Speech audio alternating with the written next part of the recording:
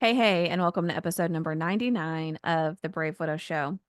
Today, I talk with Dana, and she shares her story of loss and recreating a life that she can love again.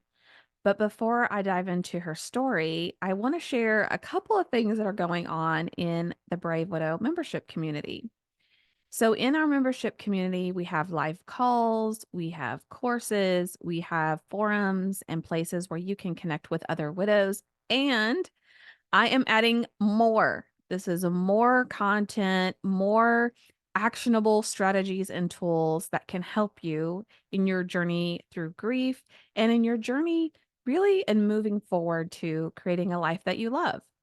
In June, I'm going to host a special session specifically on Father's Day, how you can honor your person on Father's Day, some ideas for ways to keep his spirit alive even if you had a strained relationship, even if your relationship wasn't perfect or beautiful and you struggle with that, I'm going to have some ideas for you in that live session. But the only way you can participate in that is if you're part of my coaching package or if you're part of the Widow membership community.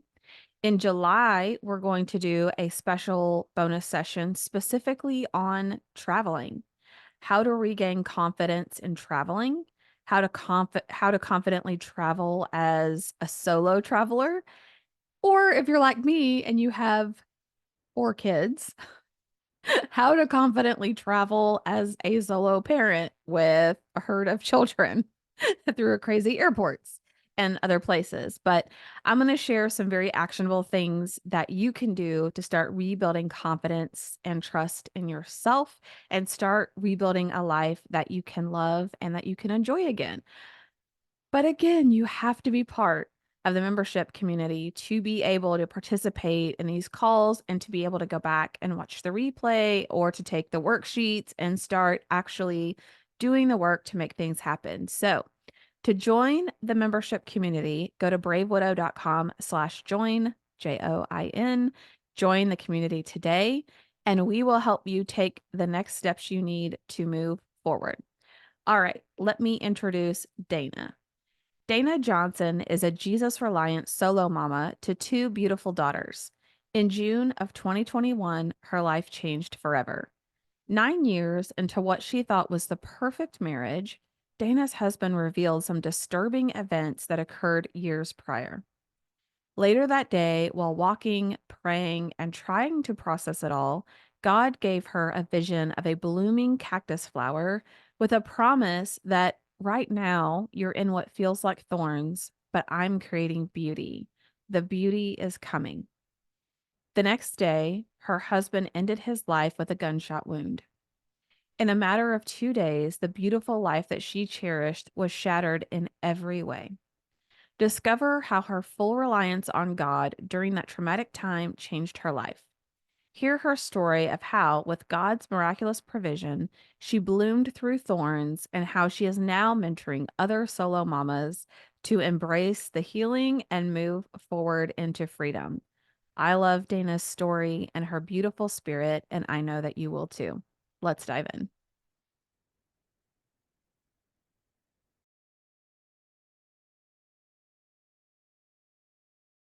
Hey, I am with Dana, and she's going to share her story and some of the insights and tips that she has for other widows that are out there. So, Dana, welcome to the show, and thank you for agreeing to come on.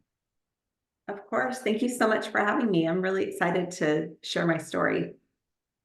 Yeah, I know our audience would love to know more about you, about your background, and then we can just dive into your story wherever you want to start. Okay, thanks. I know it sounds odd if somebody says I'm excited to share my story about being a widow, but I'll talk more about that in a minute. But my name's Dana. I am 49 years old and I'm a mom to 2 girls. I have a 23-year-old and an 11-year-old. And I homeschool, I manage my household, of course, and work from home. I telework full time and I have a business as well. So a lot of things happening You have a very busy and full. I like how you just said, and I have a business in there too. Yes. I know. Oh, awesome. So, okay, let's start diving into your story. Where would you like to start? I'll start with, okay, I was married once before, so I have my 23-year-old daughter. Growing up, I remember, those days sitting on the porch waiting for my dad to get home from work. And when he got home, I would just hop on his lap, and that feeling of comfort and safety of a daughter with her daddy. And when I was a teenager, my dad decided to leave our family. And since then, for years, all I wanted was a whole family. I never ever wanted to get divorced. I always wanted to have that. I always sought out that feeling of safety and comfort and security that I remember feeling sitting on my daddy's lap as a child. And so I think the trauma of all that led me into the first bad relationships. I got married and he ended up being, abusive to himself, abusive to me. And it just was not a good situation.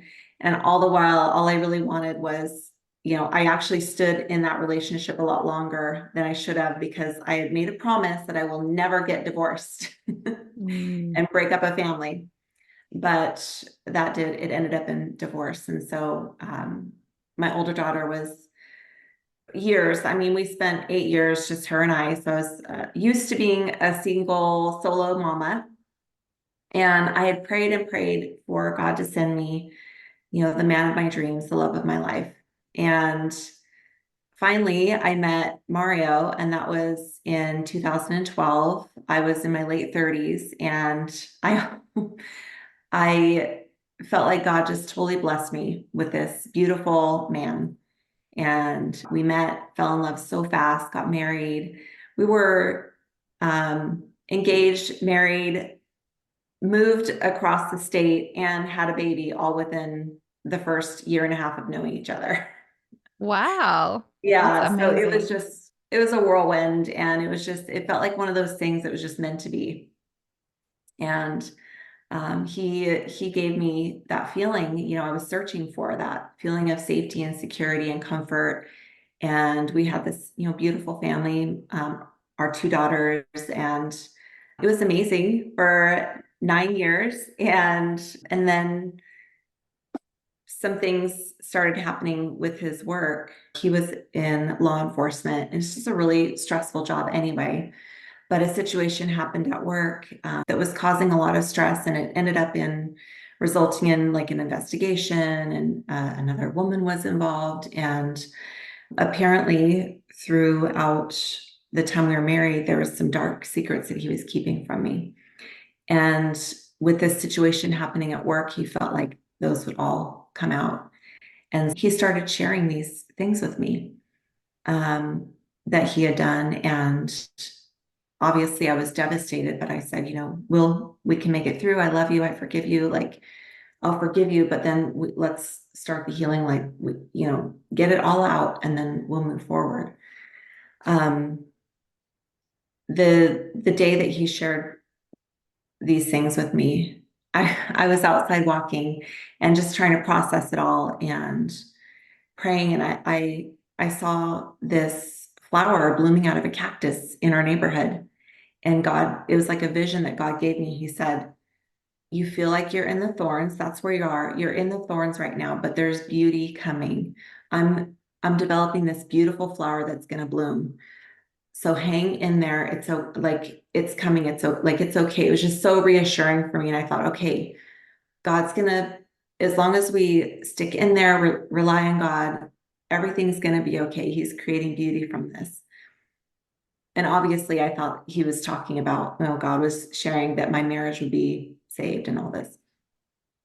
The next day, I got home and I shared this with my husband, and I said, you know, it's going to be okay. God gave me a vision.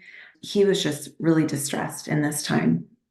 He wasn't talking very clearly or thinking very clearly, but I was sharing this with him. It was late at night, and I said, search on Google and find the prettiest picture of a cactus flower that you can find. And he pulled up this beautiful picture of a cactus flower. And I said, just save that and this is what we'll focus on as we move forward and try to heal. And the next day he took his life. Mm. So obviously it's like, okay, God, this is not what I was expecting at all. And, how there's, of course, moments of how can you create beauty with this? Like, seriously, what is Yeah. happening? And I'm curious because for a lot of people, they tend to go one of two ways, which is closer to God and faith, or even if it's this very conflicted feeling, or like, God, how could you do this to me? You just told me things were going to get better. Like, as the shock and the impact of that settled on you, how are you feeling in your faith, or how are you feeling about that vision God had given you? I'm so glad you asked that because I see that as the same way. And there's been circumstances in my life, like with my first marriage, where I went the opposite way of God. I was like, God, I'm done. Like all I've ever wanted was a beautiful family, and you won't give it to me. And like a, spoiled girl, I was just like, so mad. And I went the opposite way. But I think miraculously and in an act of like supernatural grace, God literally like held me in moments after this happened. I almost physically felt him holding me, and it reminded me of that feeling I had sitting on my dad's lap. I said, "Okay, this is what I need to hold on to." And I did. I fell fully into the arms of God. And I'm so grateful for that because in that safe space, in that comfort, he's literally changed my life. I'm skipping ahead, but I look at my life now, 3 years after that, almost 3 years after that moment. And I never would have imagined my life could be so beautiful. There's things in my life now that I just never imagined that would be for me. And so I'm just so grateful, like you said, that I didn't go the opposite way and that I fell into the arms of God and allowed him. I just fully surrendered and allowed him. I stood true to the promise, the vision that he gave me. Okay, God's plans are different than ours, and he's all knowing. And okay, God, in my mind, I thought you were going to heal the things happening in my marriage, but now I see that you have different plans. And I just fell into being open and surrendered to whatever that was. Mm. And Um, that's so important that you shared that, because especially when we're in the early stages of grief and we're newly widowed, we think there's no light at the end of this tunnel, that our lives are forever ruined or scarred, or that we can't have a life that we enjoy again. And I can't even imagine the pain that you must have felt first in learning about these things that your husband had kept from you, but then also feeling like, again, you're being robbed of that opportunity of having that family that you desire so much. mhm, And it's incredible that you clung to God and that you stayed close in your relationship with Him. And now, here almost 3 years later, you're able to have a beautiful life that you love again. So I mhm, hope that for people that are watching or listening, that they really take it to heart that in the beginning, it feels like things are hopeless, but mhm. just know that so many widows have made it to the point where they can live life again. That is such a strong message to widows because it is such a stark change. I mean, everything goes, I know some people have some inclination that their partner is going to pass away. But for a lot of us, there's accidents and things that happen and it happens suddenly. So one day you're going along, everything's beautiful, and the next day, boom, like it feels like half of your life is just torn away. But it gets better. And I would encourage people who've lost a loved one in this manner, or otherwise to focus on what is possible. I know it sounds like counterintuitive, but I think it's so important because there is life after loss. It sounds a little cliche, right? But especially if you believe in God, to Yeah. imagine that He, it reminds me of that scripture in Psalms where, you formed me in my mother's womb, fearfully and wonderfully created. He knew my whole path and the what's to come. And I just feel like, how could it not have beautiful parts? Of course, there's going to be very painful parts too.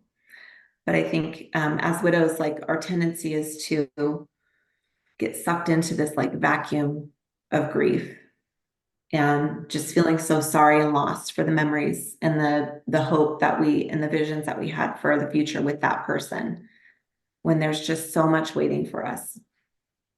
Yeah. So take us to, those moments where your husband took his life and you're in that aftermath. Mhm. And there's probably a flurry of activity of things that happen shortly after. Maybe you're just going through the motions. Maybe it takes a while for the shock to wear off, but what were those next few days or weeks like for you and your two two children?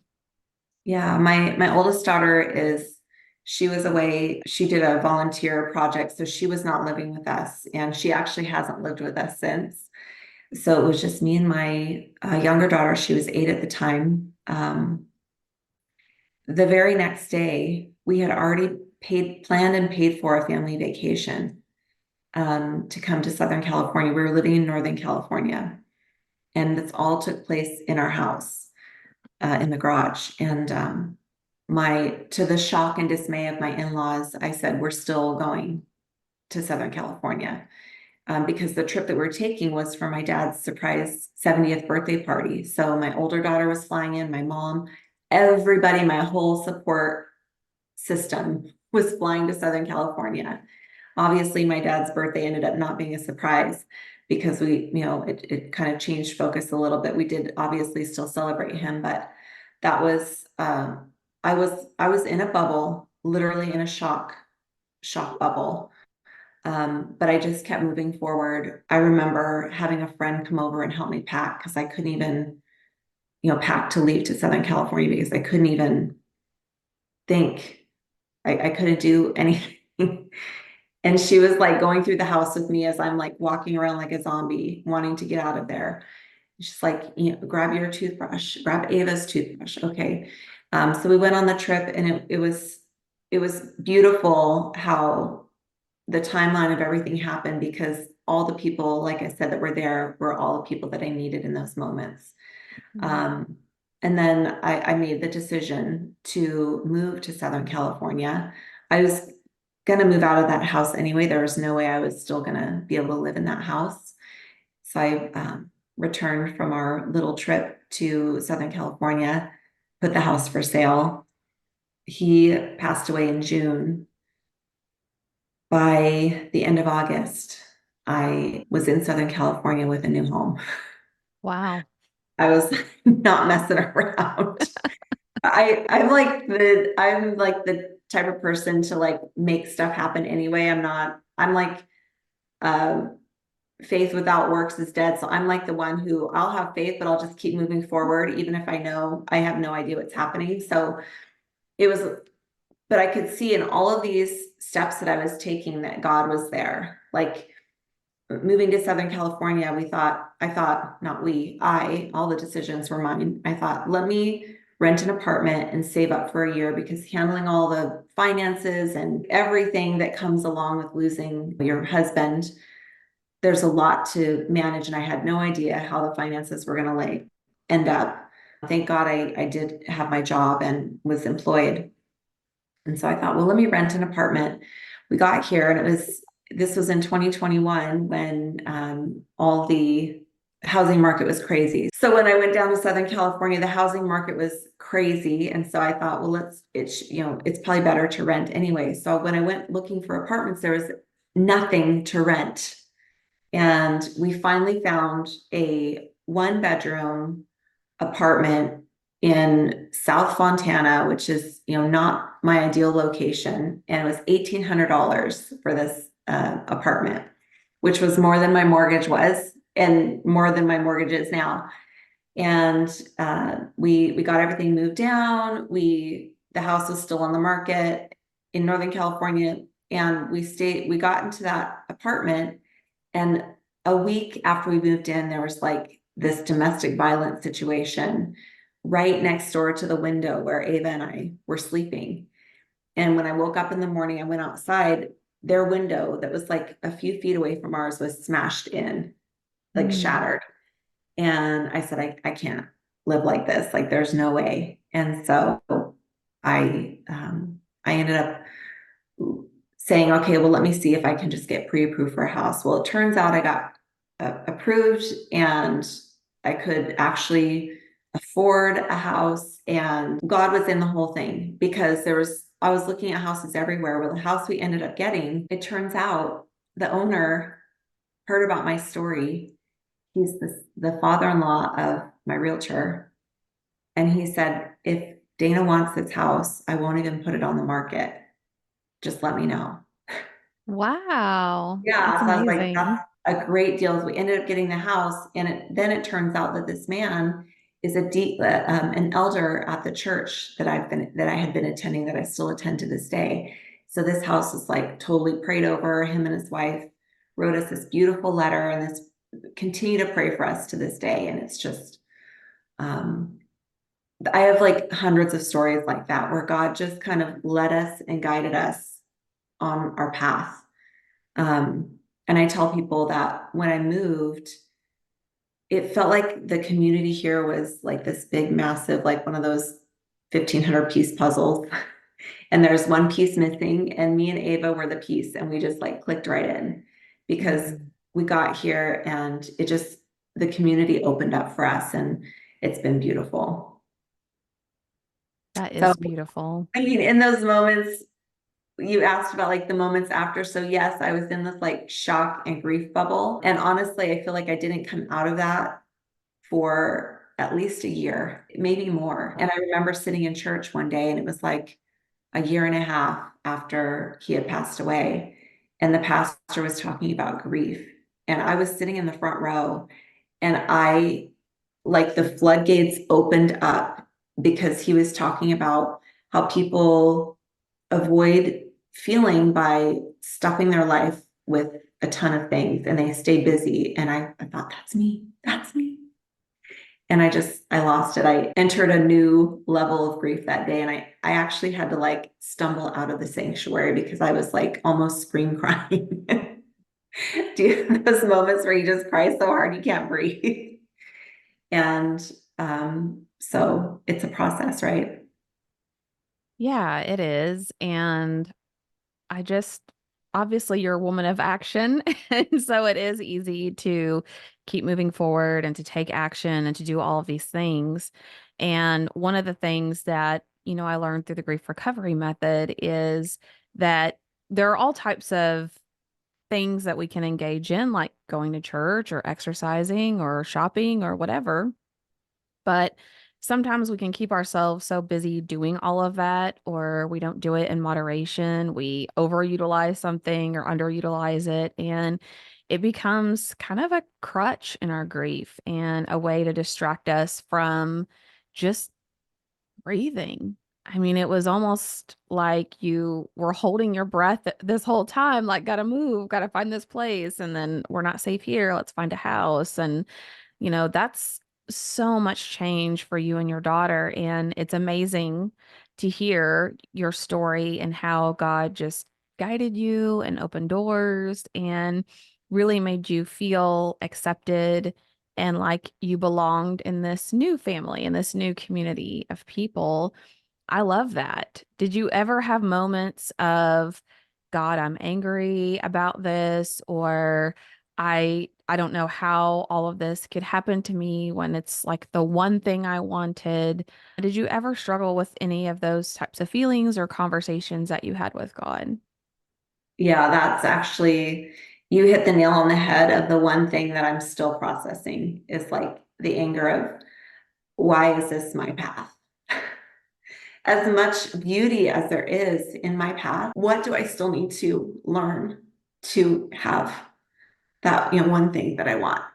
And obviously, it still brings me pain, right, to think about it. But I think the lesson that I'm supposed to learn here is that God is my foundation. He's the one that can hold me and give me that feeling of safety, security, comfort. If He decides to bring another husband into my life, that'll just be icing on the cake. Like my focus should be the foundation of God being all of that to me.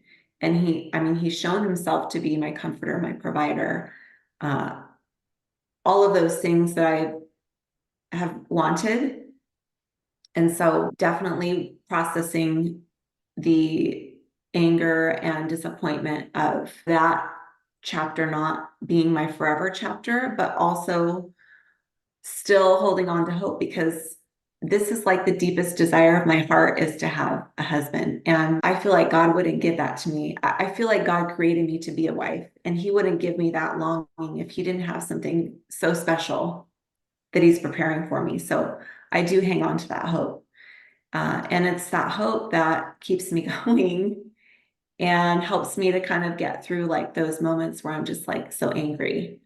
And it Mm. does bubble up. I mean, you have kids too. So I think it bubbles up sometimes for me when I think about raising, being a single mom a second time. And now like raising my second daughter in the same age frame as my first daughter, without, without a father. Yeah. And so those are the things that really I get upset, but I also have been through enough in my life to know that like God can bring beauty from this and He does have a purpose, no matter how painful the circumstances. Yes. Yeah. And there was a Bible study book that was really helpful for me. It's by Priscilla Shire called Elijah, Faith and Fire. Ooh, writing that down. Yes, and it's a good, 10-minute read and reflection, like a daily study. I think it's 6 or 7 weeks long, but it's a really good deep dive into Elijah's story. And how I think it really applies to us as widows is we find ourselves like in this in between, like in this in between stage. We feel really invisible. We feel unseen. We're like, hello, I'm here in this very weird spot. Like I want to move forward. I am moving forward, but there's so much unknown about my future. And I liked it better when I had plans and something that I was working towards. And it just really talks about like what God is doing and what we can focus on in this in between time. And Mhm. that how in scripture it talks about that He, in a way, is hiding us away Yeah. from things that are going on or from other people or keeping us in a point where we're not really visible to other people and what's going on there.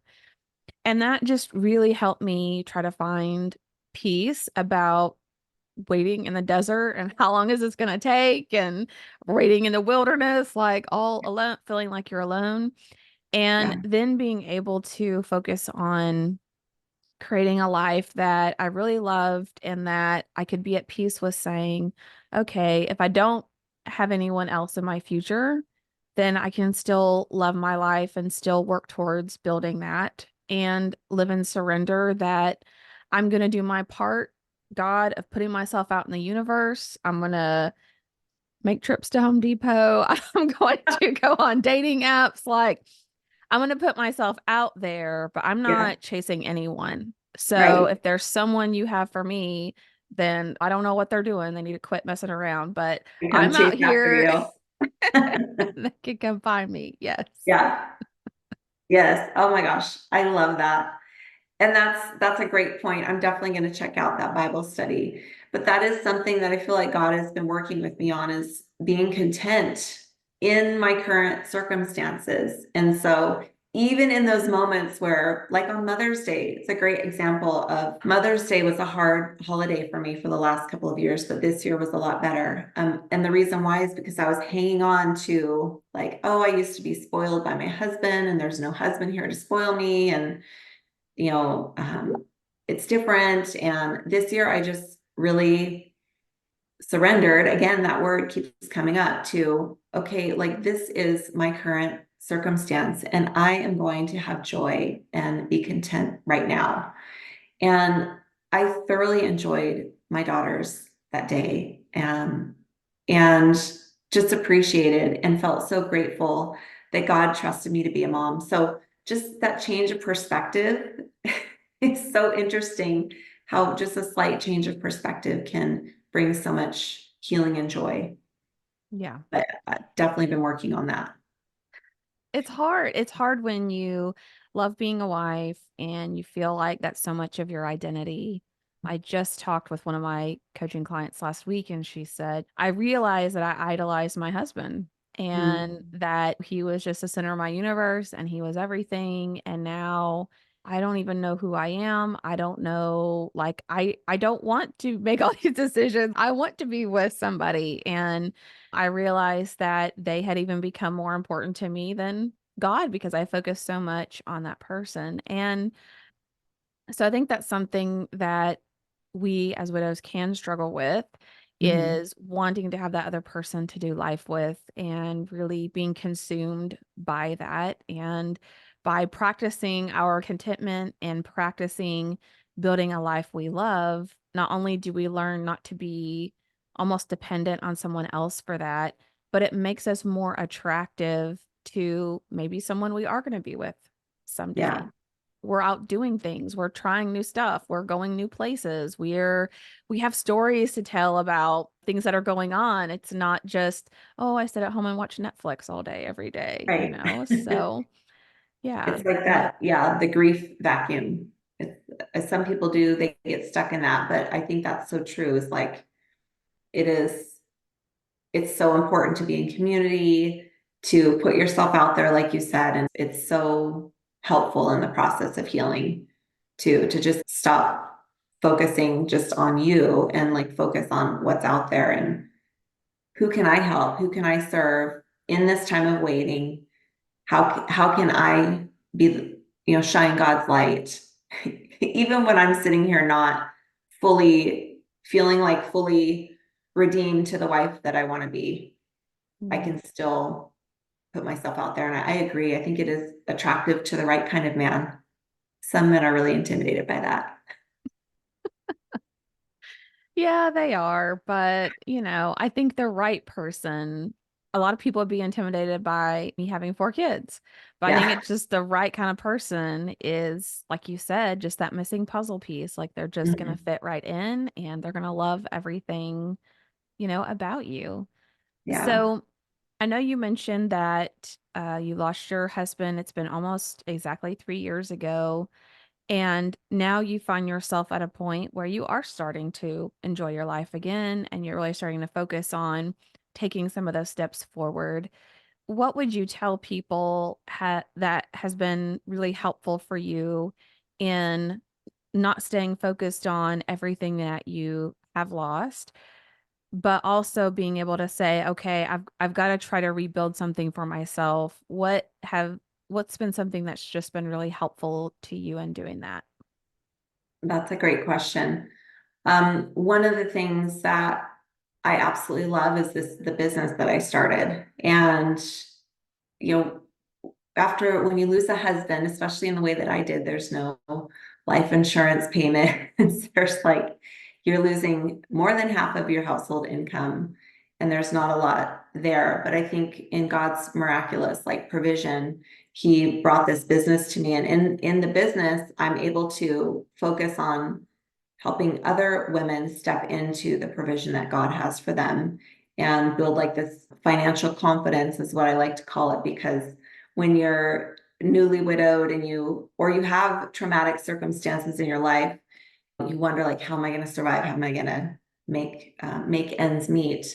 And so building that financial confidence to me is really important. But like I said earlier, taking the focus off of me and focusing on how I can help other women is something that has really helped me, and really honing in on the type of woman that I want to help in this is, I know there's other women out there like me, and I feel like you're this type too, where we're not going to just sit down and like lay down and give up. Like, we are going to keep moving forward. We're gritty, we have faith, and we're not going to let like these traumatic circumstances in life define what our life is going to look like moving forward.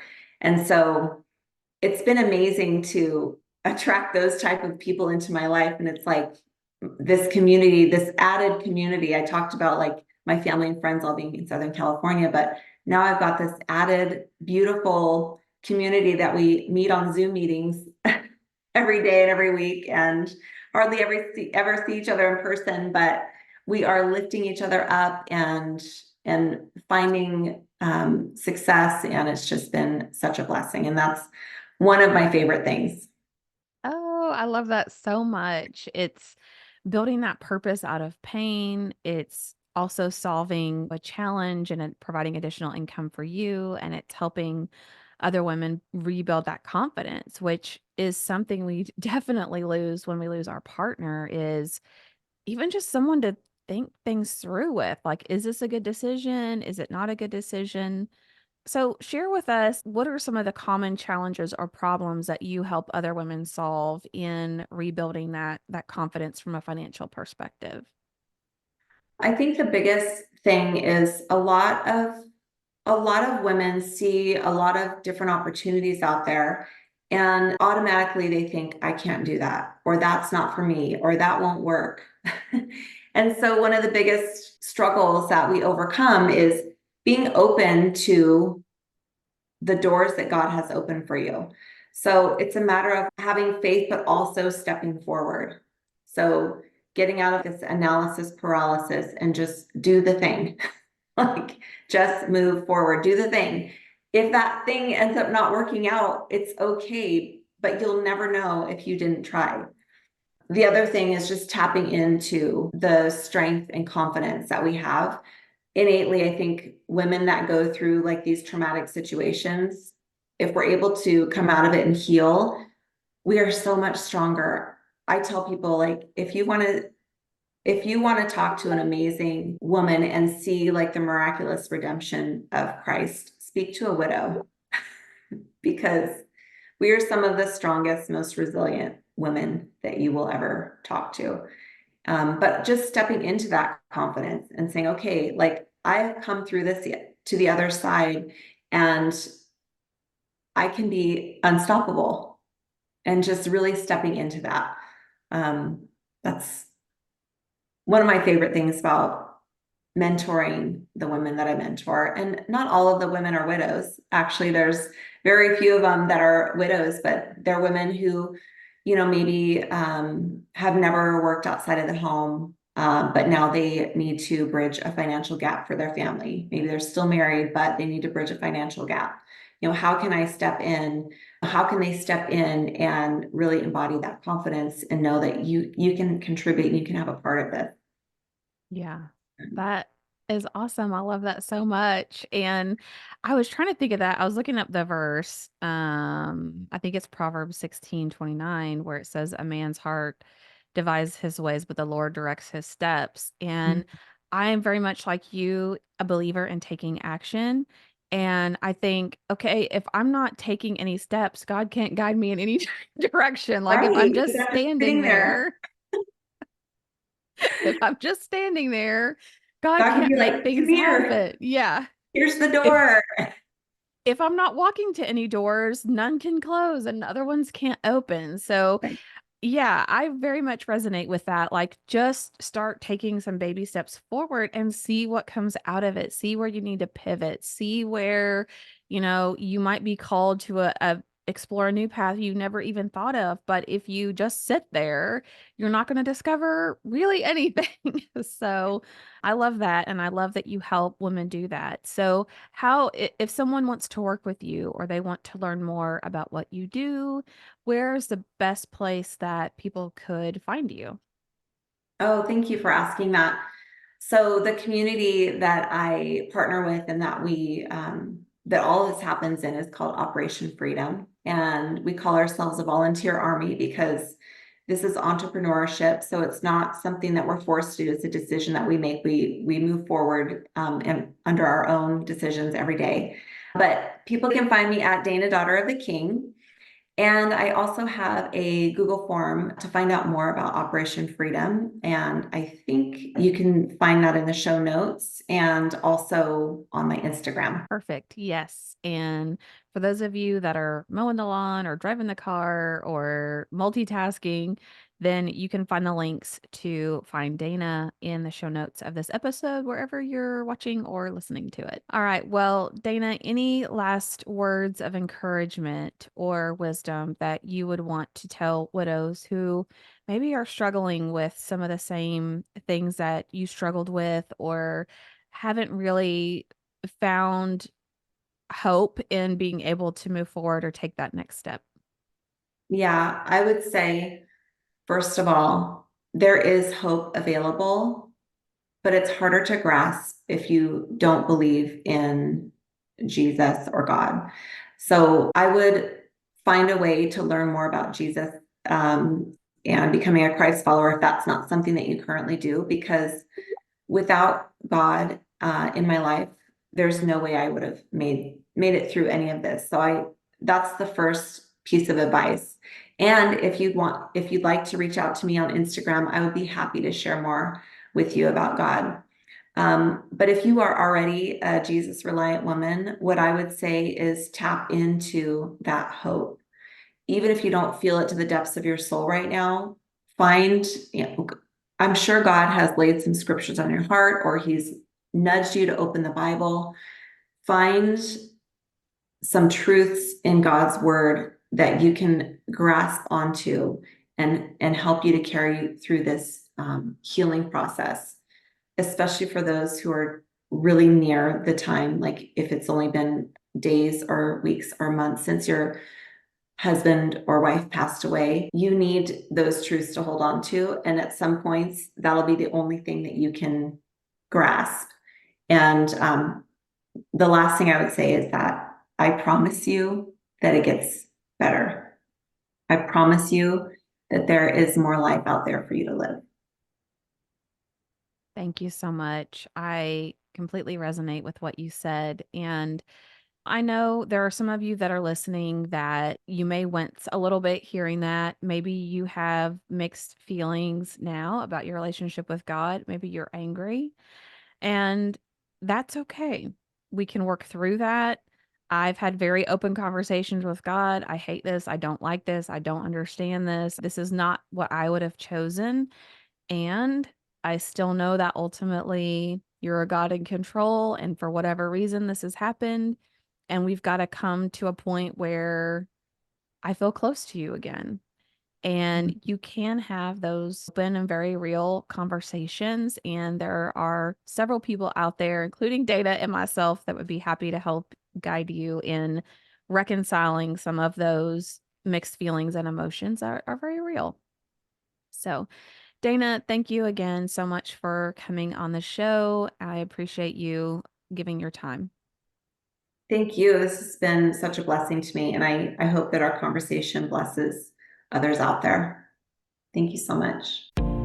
Are you a widow who feels disconnected? Do you feel like you're stuck or even going backwards in your grief? Widowhood can be lonely and isolating, but it doesn't have to be. Join us in the Brave Widow membership community and connect. We teach widows how to find hope, heal their heart, and dream again for the future. Find your purpose and create a life you love today.